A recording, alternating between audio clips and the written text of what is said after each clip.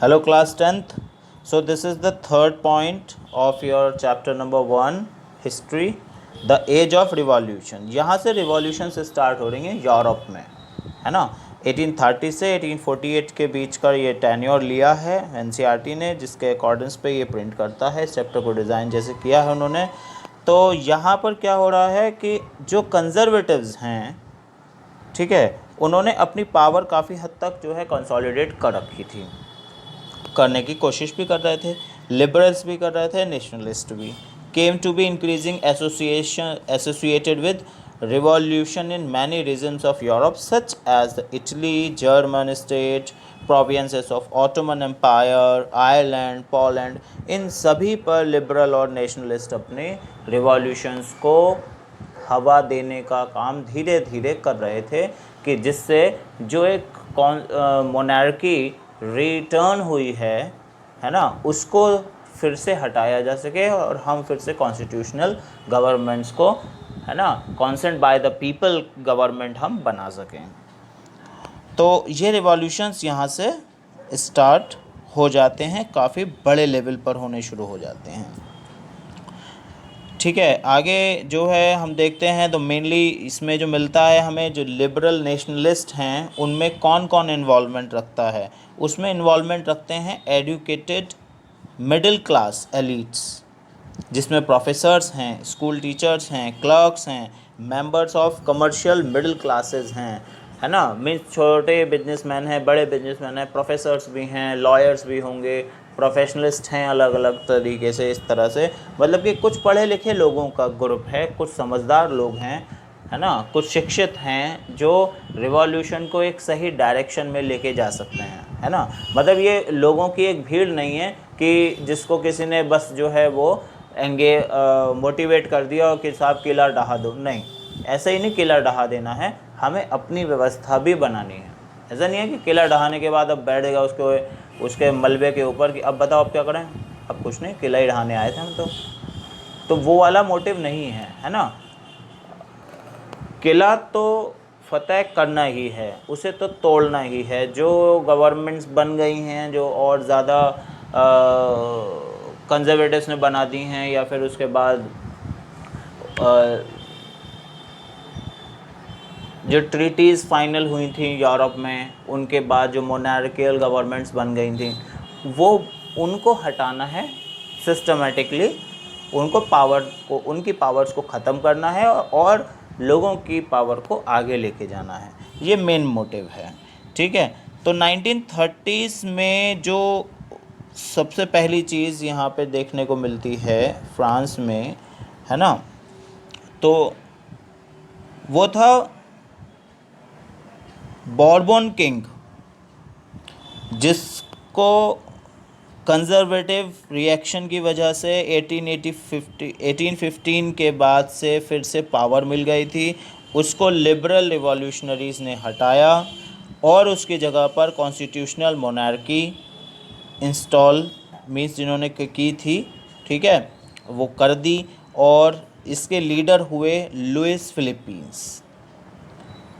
इसी टाइम में मैटरनिक ने एक सेंटेंस कहा, या ये काफ़ी ज़्यादा हद तक पॉपुलर हुआ। उन्होंने कहा कि बड़े मजाकिया ढंग से कहा था कि जब फ्रांस छींकता है तो लगभग पूरे यूरोप को जुकाम हो जाता है, सर्दी हो जाती है। मतलब कि फ्रांस में होने वाली एक छोटी एक्टिविटी, एक बड़ी एक्टिविटी, कुछ भी एक रिवॉल्यूशन, चाहे वो छोटा हो या बड़ा हो, वो पूरे यूरोप पर असर डाल देता है।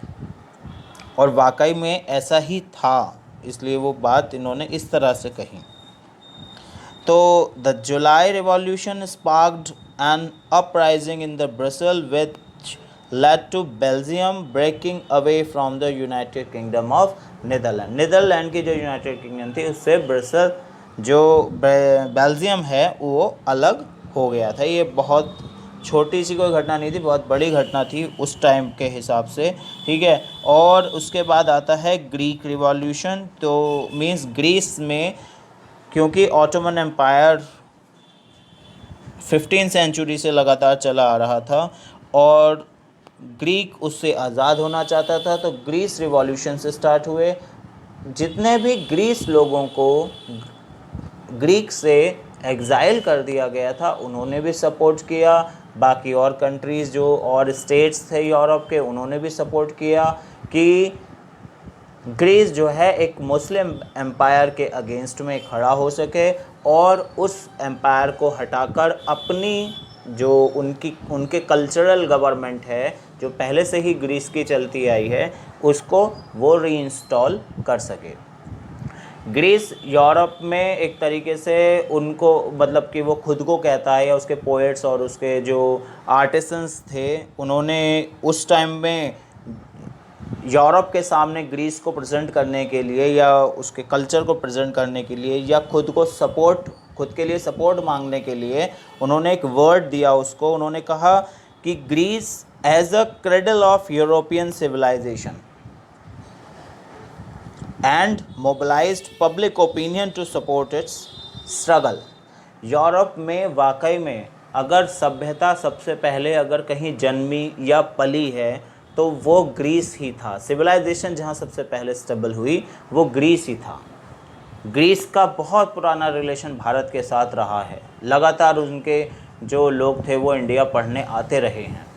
ग्रीस सिविलाइजेशन में अगर आप हरक्यूलिस को देखिए, फिलीपींस को देखिए, अलेक्जेंडर की फैमिली के बहुत सारे लोग, वही एक बेवकूफ़ था जो इंडिया पे अटैक करने आ गया था। बाकी सब जो हैं, एटलस भी यहाँ पे पढ़ने आए हैं, यहाँ से ही जो है उन्होंने सीख के गए हैं। अरस्तु खुद यहीं पर पढ़ने आए हैं और उसके बाद फिर पढ़ के यहाँ से सीख के गए हैं बहुत सारी चीज़ों में। और अगर आप लैंग्वेज को, मैंने काफ़ी इसको सर्च करके देखा है, ग्रीक जो लैंग्वेज है, ग्रीस जो वर्ड्स का फॉर्मेशन है वो मोस्टली संस्कृत वर्ड्स के में जो है वो वहाँ से बैलेंस होता है। तो इसलिए हम मतलब ये क्लियर एंड कट है कि ग्रीस सिविलाइजेशन वाकई में जो है क्रेडल ऑफ यूरोपियन सिविलाइजेशन था, राइट।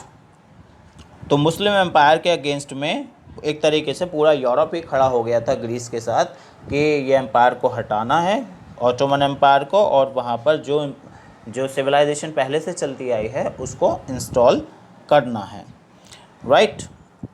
एक इंग्लिश पोएट का नाम भी यहाँ पर जिक्र लिया जाता है, लॉर्ड बैरन। उन्होंने क्योंकि बहुत ज़रूरी काम किया था, उन्होंने फंड रेजिंग की थी यूरोप में ग्रीस के लिए, है ना। और वो जो भी वॉर्स हुए उनमें लड़ने भी गए। 1824 में उनकी डेथ हो गई, मगर फीवर से हुई है ना।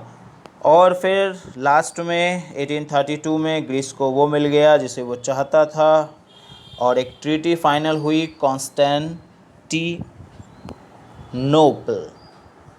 राइट। ट्रीटी का नाम था, उस जगह का नाम है जहाँ पर ट्रीटी साइन होती थी, तो उसी नाम पे रखते थे। जैसे वियना, तो ट्रीटी ऑफ वियना, तो वियना में ट्रीटी हुई तो उसका नाम हो गया। ऐसे ये जगह का नाम है, तो यहाँ पर ही ट्रीटी फाइनल हुई है।